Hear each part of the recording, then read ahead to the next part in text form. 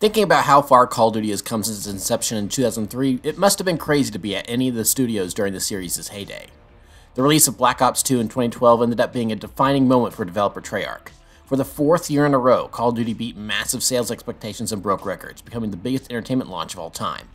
Between a non-linear, choice-based campaign, innovative multiplayer mode, and a reliable fan-favorite zombies experience, Treyarch continued the trend CoD had begun in 2007 by being the premier shooter series on the market. However, come 2013, that golden age would come to a screeching halt.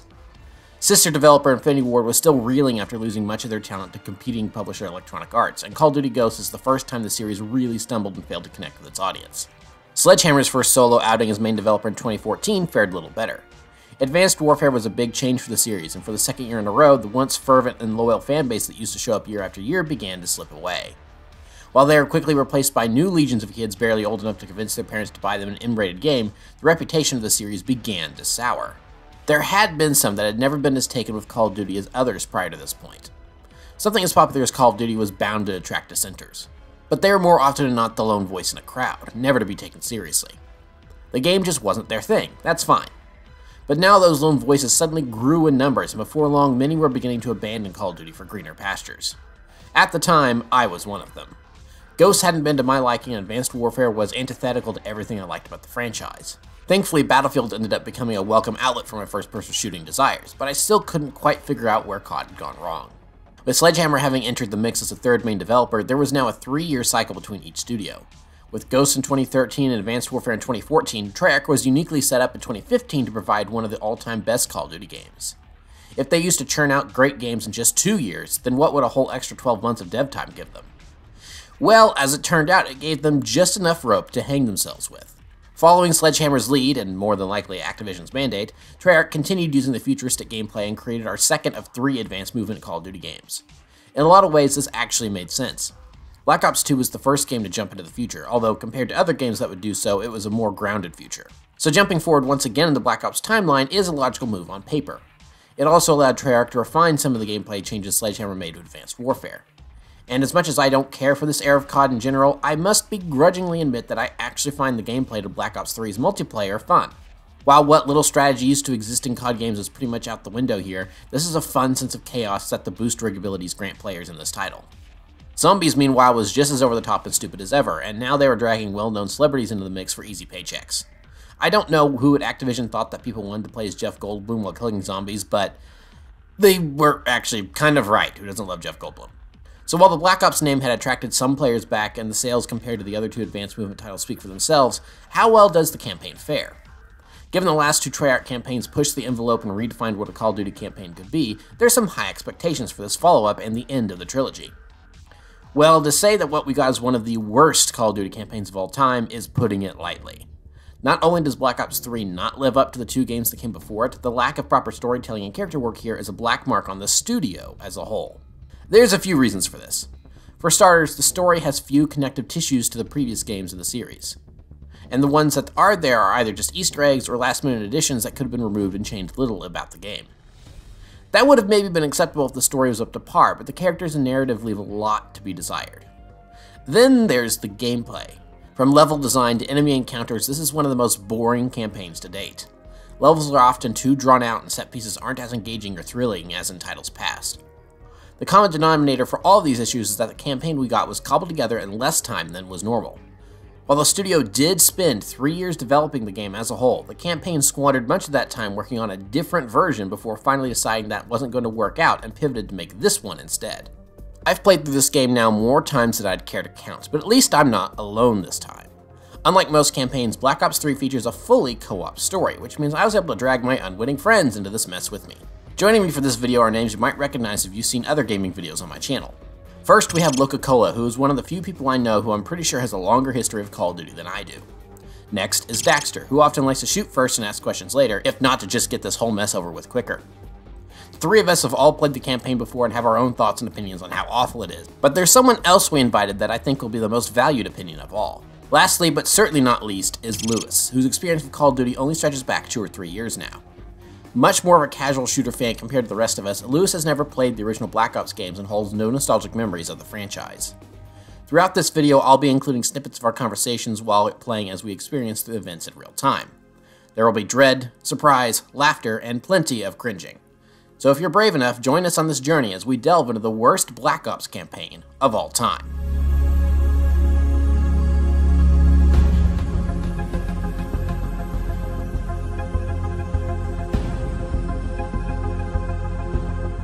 We begin our story yet again in the far-flung future. Gone are the days of the Vietnam War and rock and roll. We're past the digital age and are now in the decade of the 2060s.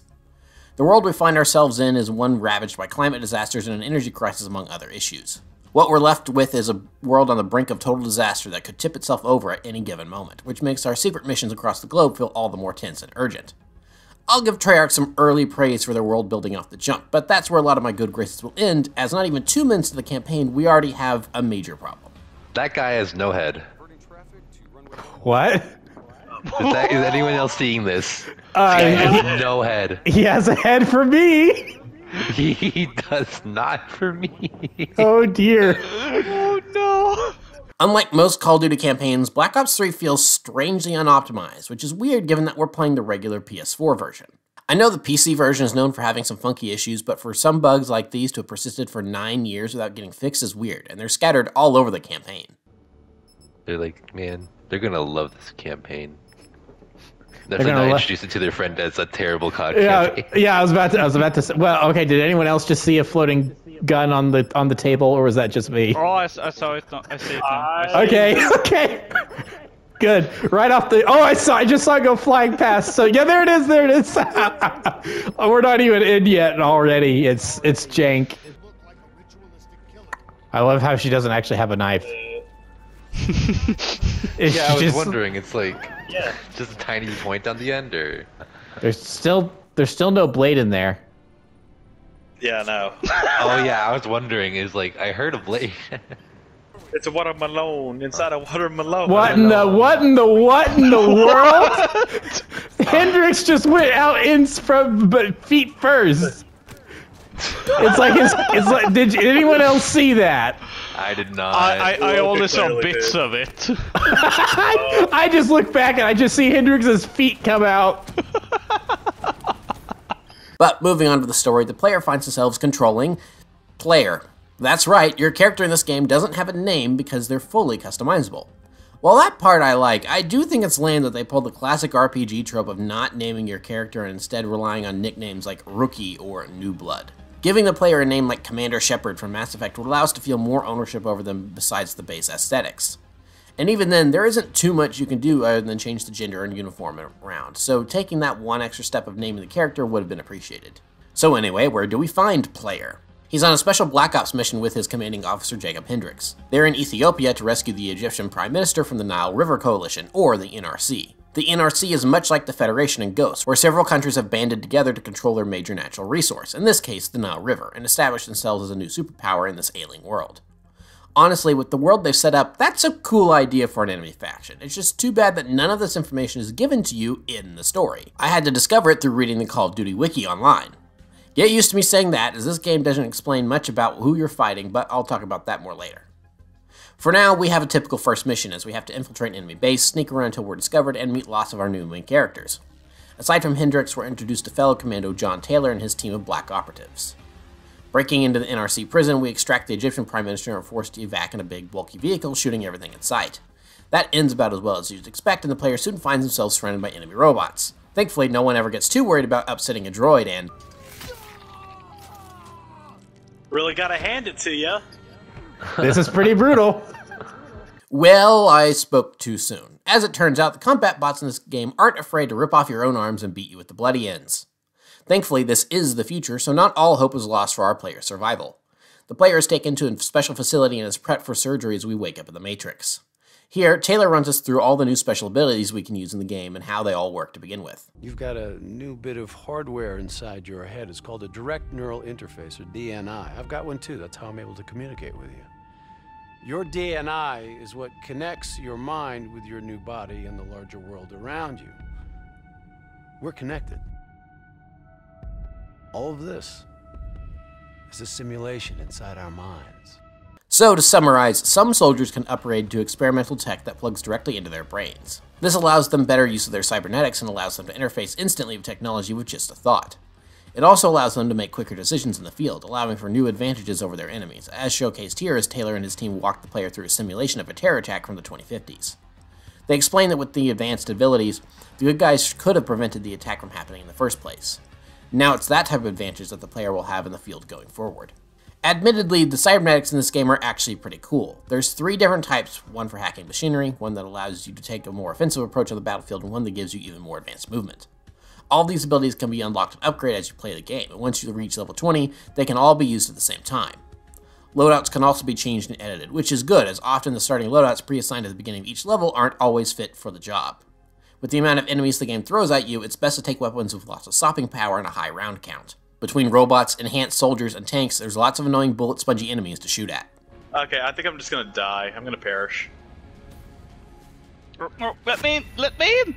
What?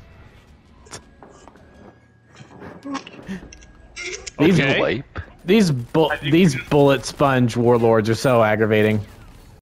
Getting back to the story, Hendrix also has himself upgraded, and he and the player spend several years tracking down hard targets and smashing skulls. Our next mission begins as the player and Hendrix are called in to investigate a CIA black site that has gone dark in Singapore. A big issue with this is that Singapore is a disaster area, being harassed by rising sea levels that cause frequent tidal waves, alongside being cut off from the rest of the mainland after an unspecified disaster killed 3,000 people. The quarantine zone is controlled by a local gang known as the 54 Immortals, and they rule over it with an iron grip. Hendrix and the player link up with CIA officer Rachel Kane and get to the black site, where they find the CIA staff inside have been brutally murdered. Kane discovers that Taylor's squad were the last ones at the safe house, making them the only ones that could have killed those inside. Hendrix and the player don't believe Taylor capable of this, but put aside their differences to go after a missing data drive and all the CIA files on it. Kane tracks down the drives to the 54 Immortals headquarters, and a really long chase through some biodomes ensues, ending with Hendrix and player escaping via armored hovercrafts. I think it's here that I want to talk about the game design some. So far, the game has been serviceable, but it's beginning to show some flaws that will prove to be detrimental to the overall experience by the end of the game. Compared to other Call of Duty campaigns, Black Ops 3 is more open than most. While usually I'd praise that as a good thing, here it isn't. Like I mentioned at the beginning of the video, Black Ops 3 can be played with up to 3 other players for a 4-person co-op campaign. Because of this, enemy spawns, level design, and difficulty are all tuned for this scenario. When you have 3 friends you can sucker into playing the game with you, this isn't really too much of an issue. There's plenty of room for everyone to run around and get some kills. However, while the story isn't awful yet, it doesn't really feel like we're going much of anywhere, and we're 4 or 5 missions deep. That's a quarter of the way through already. Because of the slow pacing of the first third of the game or so, a lot of what you're doing feels like busy work, which leads to a lot of moments where you and your team will probably act a little bored and start goofing off instead of paying attention to the story. Hi, Hendrix. Comms are coming down as we speak. Where are you? I just see you guys messing with him while I'm doing the thing. Oh, mini boss.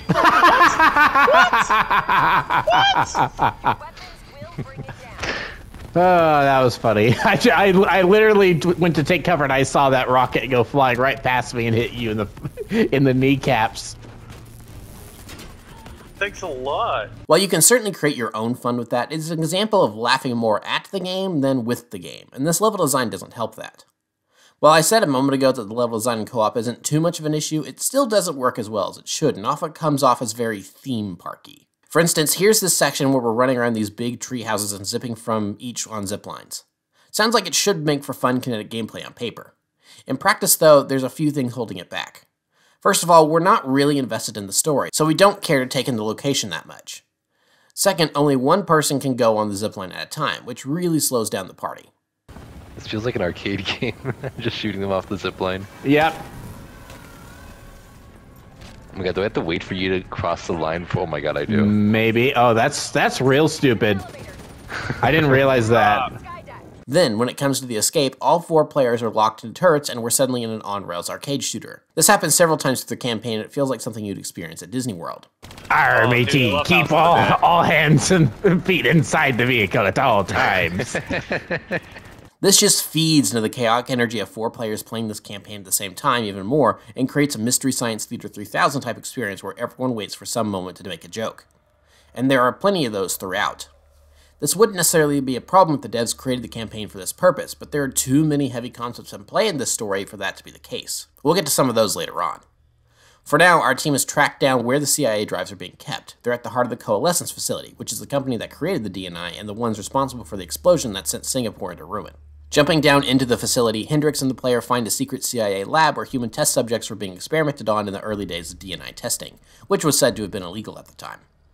Further in the facility, one of Taylor's team is hooked up to the data cores and is in the process of leaking classified data onto the internet. He stops, but not before most of it is made public. This means the reason for the Singapore disaster is leaked and the 54 mortals rise up to get revenge on those responsible. The CIA safe house outside of the quarantine zone is the first target, putting Agent Kane in jeopardy. While Hendricks isn't sure if the CIA can be trusted, he begrudgingly goes along with the player's plan to rescue her.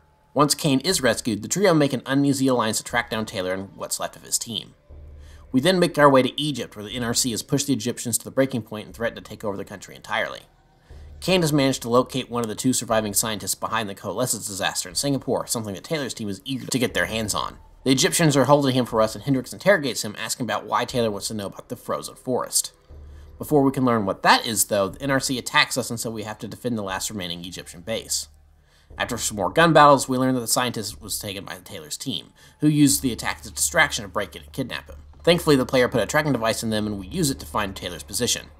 Unfortunately, one of the other team members distracts us while Taylor escapes with the intel.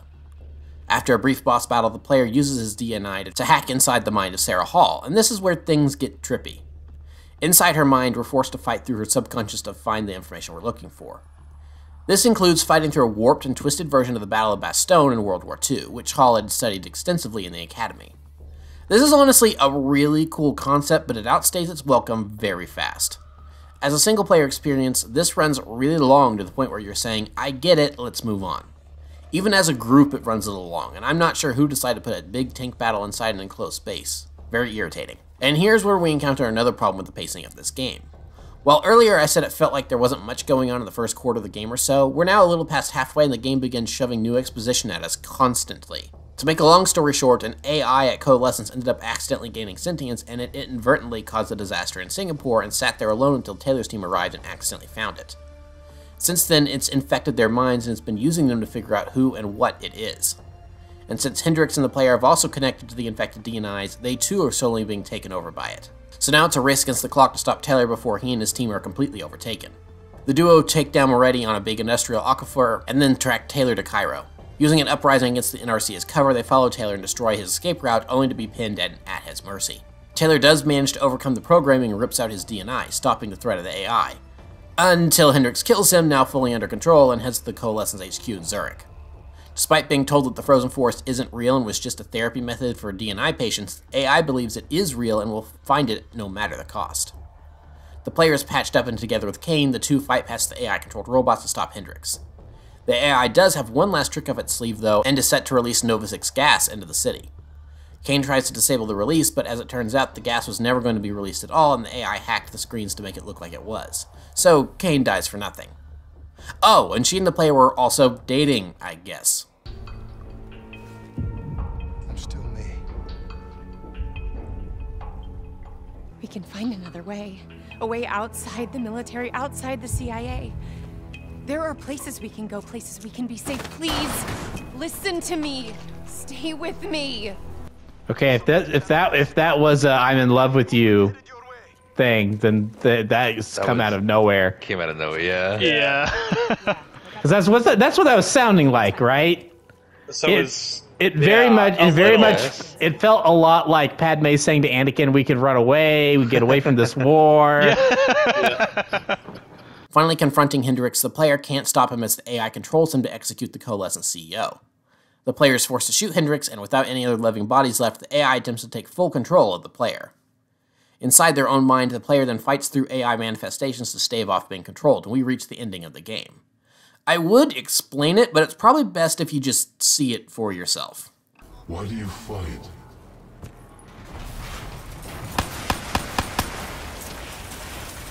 This is your last chance! Show me what you're made of! Fight it!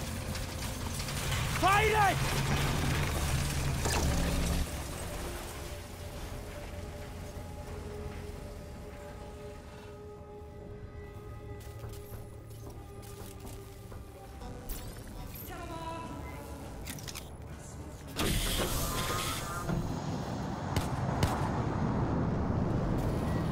Imagine yourself What's your name, soldier?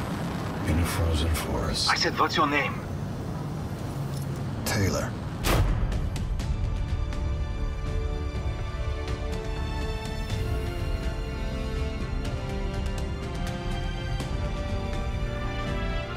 So, does any of that make sense? No? Well, let's break it down. A digital manifestation of Taylor manages to help the player resist the AI's influence long enough to reach a computer and purge their DNI of all data, erasing the AI once and for all. Then, when asked what his name is, the player answers Taylor and the game ends, and that's it. So, what does that mean? Well, it means that this whole time the player was actually playing as Taylor and reliving memories from his past. Essentially, when the player is wounded at the beginning of the game, he doesn't survive the surgery to give him all the fancy upgrades and dies on the operating table, but not before Taylor had connected to his DNI. When the player's physical body died, his mind lived on inside Taylor's. So the whole chasing him and his team around the world thing was actually memories from an earlier mission where Hendricks and Taylor had done that to a different rogue Black Ops unit, with the faces we do see being swapped into the simulation. That means the majority of this game never actually really happened as we experience it. Like Rezinov's brainwashing of Mason in Black Ops 1, this serves as our twist for the game. The only issue is that this twist is terrible and not executed on well at all. The game never actually explains that a twist has happened until the last moments of the story. Everything that explains this is actually found in the text that pops up at the beginning of each mission, which usually flies by faster than you can read. It's frustrating because they actually set up the twist well if you're paying attention in the first two missions of the game, and had they executed on it better, this could have been cool. For instance, all the dialogue in the Ethiopia mission makes reference to Hendricks and Taylor's time working together. He even asks if he and Kane are still dating. Nice to see you, Jacob. You too, John. You look different. You still seeing Rachel? That didn't work out. Taylor also wears Kane's bandana on his arm in this mission, the same one she leaves behind in the hospital later in the campaign when we think she's talking to the player. And then we can see her leaving when the player receives the cybernetic upgrades at the end of the training mission. Oh, and then there's the Coalescent CEO calling us Taylor. Taylor, how's our patient? As good as can be expected. I expect better. You should know that. Our Egyptian ally near the end of the game is also rescued during the first mission, although we don't know who he is yet, providing more proof that chronologically this opening level happens later than the others. So the setup is there, but they fumbled the execution of the payoff so horribly that it makes the rest of the campaign not make any sense. And this isn't helped by the fact that, like I mentioned near the beginning, the story doesn't do a good enough job explaining who your enemies are or what's going on. The main factions in this game would be the Black Ops unit you're playing as and the CDP and their allies. Now, what the heck is the CDP? The CDP is apparently, according to the Call of Duty wiki, known as the Common Defense Pact, an alliance between Russia and other Eastern European nations. They're vying for dominance against the Winslow Accord during the Third Cold War. So, who's the Winslow Accord? It's basically future NATO. All these acronyms and names get thrown around left and right during the campaign, but they're never explained and we're expected to just go with it. I may not have been as high on Black Ops 2's storytelling than most, but at least they did a good job setting up which faction was which and what they all wanted. Who the SDC and Menendez's cartel were and why they opposed our characters was well established early on. Black Ops 3 doesn't bother explaining what any faction wants or why they're fighting each other other than the 45 Immortals in Singapore. This is a big problem for a game about warfare. We need to know what's at stake and why our characters are fighting if we're going to care about the narrative. And speaking of the narrative, this one is all over the place. I think one of the issues at play is that the game doesn't know what it wants to be about. Black Ops 1 is ultimately about loyalty to a cause as we see Alex Mason struggle to overcome his brainwashing and prove he's loyal to his country. Black Ops 2 is a lot about legacy and how one generation directly impacts another. Black Ops 3, meanwhile, is trying to juggle too many balls at once. There are times when it brings up the dirty sides of war, times when it brings up the dangers of AI, and then there's times when it wants to talk about the power of truth and who should hold it. I think this last one is especially poignant when the game came out, as it wasn't too long after the Snowden and WikiLeaks stuff went down, being some of the biggest breaches of military intelligence in history. This would have been perfect for a Black Ops game to focus on and chew on, but it's too distracted by other things. Given the futuristic setting, having an AI be the threat at the end of the game isn't a terrible idea, even if it is a little predictable. The trailer introduces this idea of what happens when we give up our humanity, and that's clearly what the game is trying to run with. But that doesn't really become relevant until the last third of the game when the AI is unveiled. It's a big waste of a concept, as it really would have helped ground the game's story and made it relatable while enhancing the sci-fi aspect. And while I still think the leaking classified info storyline would have made for a stronger single-player narrative, maybe it's best they didn't focus on it for a co-op campaign, as when it does pop up and the characters are debating the morality of the situation, you end up seeing stuff like this. So, you're okay with this? Okay with what, Hendricks? Okay with the fact that people like us, our former friends, decided to turn traitor. And now we've got to hunt them down. They leaked classified intel that has allowed our enemies to know exactly where and when to strike. They implicated the CIA in the Singapore disaster. Their actions have destabilized the entire WA. So yes, I'm okay with this. Now, sometimes a weak narrative can be propped up by strong characters, but that's certainly not the case here. None of the characters stand out and can all act stupid, but the prime example of this is Hendricks. Hendricks is just a big bowl of awkward energy from start to finish, without any consistency to his character other than anger. By the end of the game, he's pretty much ready to throw a punch at anyone. You and Kane into keeping secrets from me? You need to back off, Hendricks. Your head hasn't been right since you left Singapore. It just feels wrong. Also, I love how our player just got punched in the face by that biomechanic arm that has super abilities, and his jaw didn't just disintegrate, and he's able to talk and doesn't sound like blah, blah, blah, blah. From mannerisms to the way he's acted, he just comes off as a big dumb jerk when he's not being strangely goofy. Oh man, I can't even begin to tell you how good this tastes. After those nasty MREs we've been living on, this tastes like heaven. You know, you could get a mod that makes everything taste good. If I did that, I'd never get to appreciate the real thing. I'd never get to appreciate the real thing. If there's one thing I think we all enjoyed about the game, though, it was making fun of Hendricks. Who was drinking, like what I can only imagine is wine? It's Who's definitely reading a Blink book? Hendricks. He thought he was reading The Hungry Hungry Caterpillar. That is his reading level. Yeah. That's probably one of the best things I've ever heard to describe a character in this game. That is his reading level. None of the other characters leave a mark either, which is a shame given of who Treyarch got to play them. Bo-Katan herself, Katie Sackhoff, the hologram doctor from Star Trek Voyager, that one guy from Law & Order, there's a lot of good recognizable names and faces here. It's pretty sad when our favorite character was the glitched out gun at the safe house. Alright, everyone say goodbye to the floating gun on the table. This is the last time we see it. Bye, floating gun. You're my favorite character.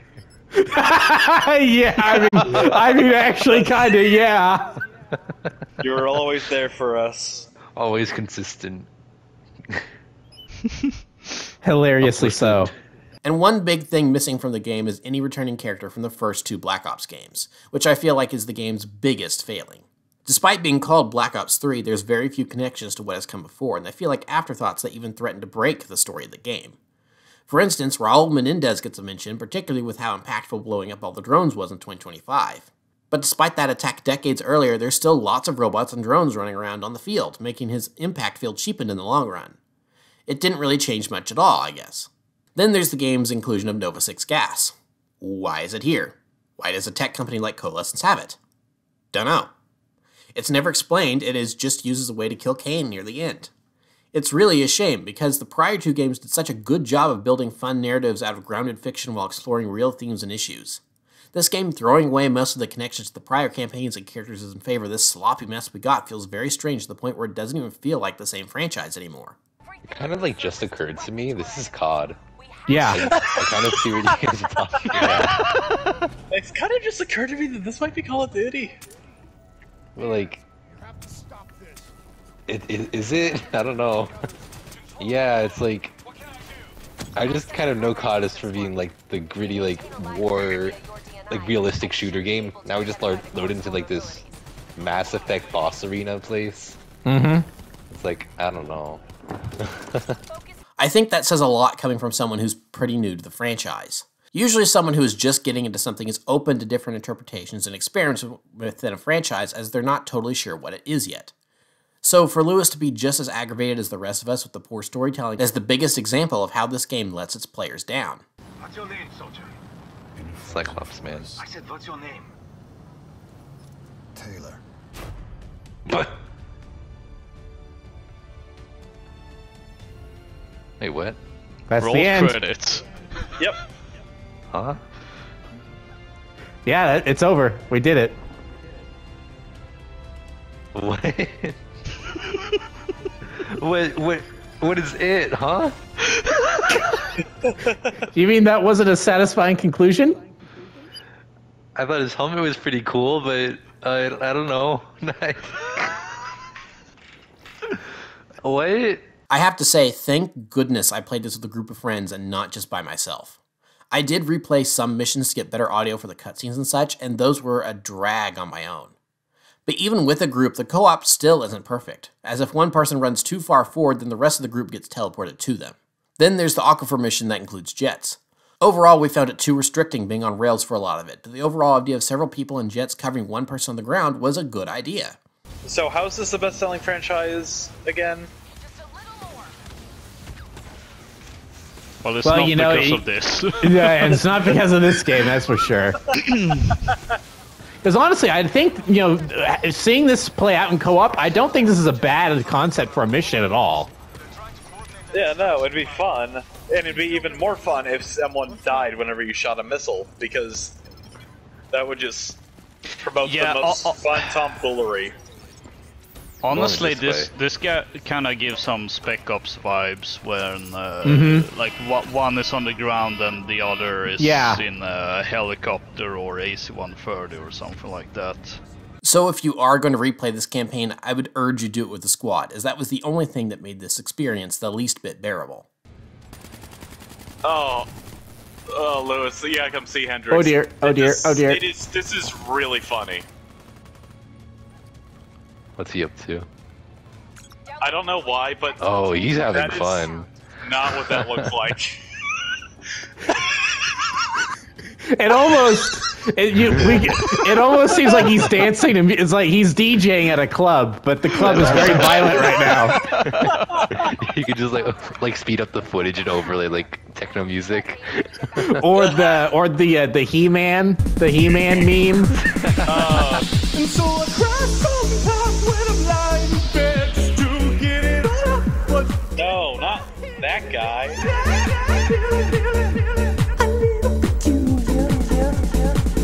This sure doesn't look like an arena. Nope. Step outside and I take a deep breath and get real high. I don't know why we have to resort to violence. Maybe we should just, sit down by a fire and have a nice, friendly chat.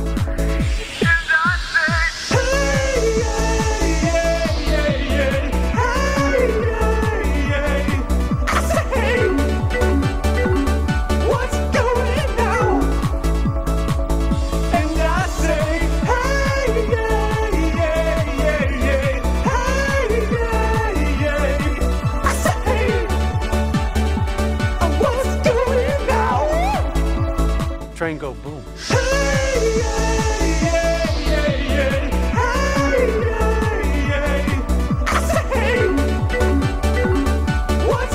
This is WrestleMania! And I say,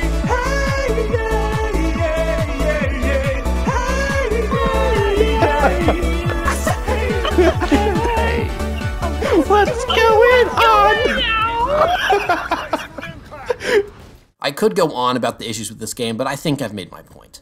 Overall, the game fails at recapturing any of the spirit and well-thought-out gameplay or story beats of the last two entries in this series. I suppose we shouldn't be surprised, as the campaign we got was finished at a fraction of the time a campaign would usually be. Given that it was thrown together so quickly, I'm a little surprised it makes any sense at all and that any of it was fun to play. It doesn't quite excuse how bad this one is, but maybe Treyarch would learn their lesson from this campaign and strive to do better with the next one.